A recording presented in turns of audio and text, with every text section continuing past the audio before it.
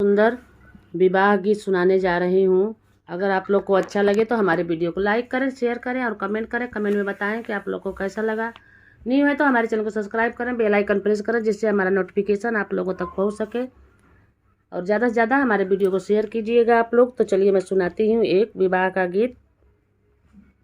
निबिया के पेड़ करुआइनिए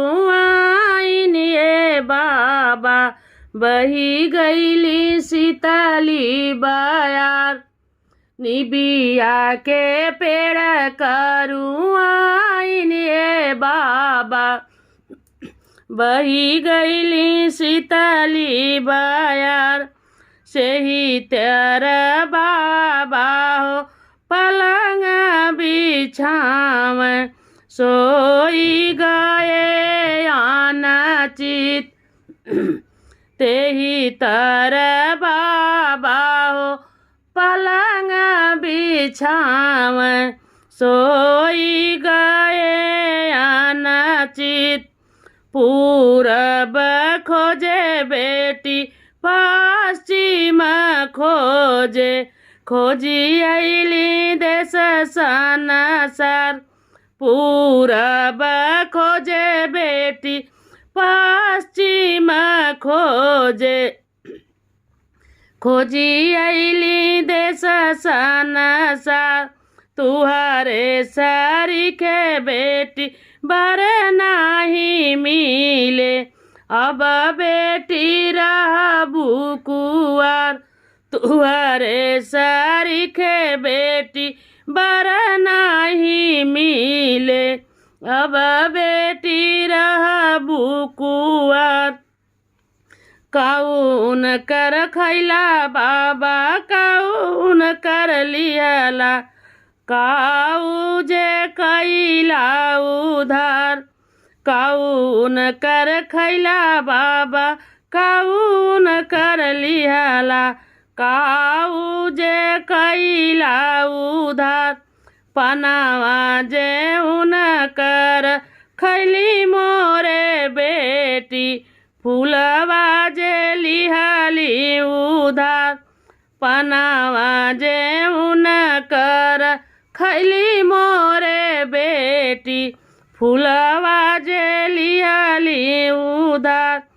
पनावा जे दिहला छितराई कवन बाबा, समय लगी है कौन गरहन। पनावा जे दिहला छितराई मोरे बाबा, गरहन लगे है कवन। होत भीनु सार ग्रहण कवन बाबा, मंडपे में लगी है दल हमार। होत भीनु सारे ग्रहण कवन बाबा, मंडपे में हुई है उदय। निबिया का पात करुआइने बाबा, बही गईली सीताली बयार। निबिया का पेड़ करुआइने बाबा, बही गईली सीताली बयार। जेही दिन बाबा हो होई है बियावा, कटी जई है गरहन तोहार। जेही दिन बाबा हो होई है बियावा, कटी जई है गरहन तोहार। जेही दिन बाबा हो हमें विदा करबा, होई जई है उदय तोहार। जेही दिन बाबा हो हमें विदा करबा, होई जई है उदय तोहार। निबिया का पेड़ करुआइने बाबा, बही गईली सीताली बयार। निबिया का पेड़ करुआइने बाबा, बही गईली सीताली बयार।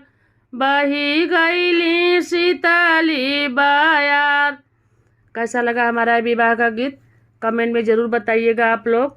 फिर मिलते हैं नेक्स्ट वीडियो में। जय श्री राम।